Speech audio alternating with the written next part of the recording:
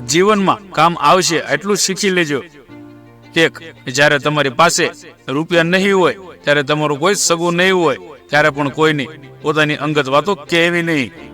2, રૂપિયા બધું જ નથી, તેમ છતાં પણ તમે તેમાં ઘણું બધું રહેલું છે.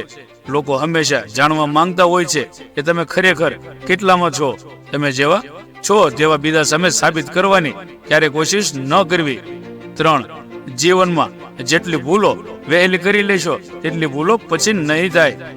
4, આચાર્ય ચાણક્ય કહે છે કે સાપ ઝેરી ન હોય તો પણ તેને ઝેરી હોવાનો ઢોંગ કરવો જોઈએ. 5, બીજાની એટલી પણ મદદ ન કરવી કે એ જ વ્યક્તિ આપને ભોળા કે મૂર્ખ સમજી જાય. 6, સારા વ્યક્તિને હંમેશા સન્માન દેવું, પણ નીચ વ્યક્તિ સામે ક્યારે નમવું નહીં. 7, લોકોનું કામ કહેવાનું છે, માટે ક્યારે પણ બીજા શું કહે છે એનો વિચાર કરવો નહીં.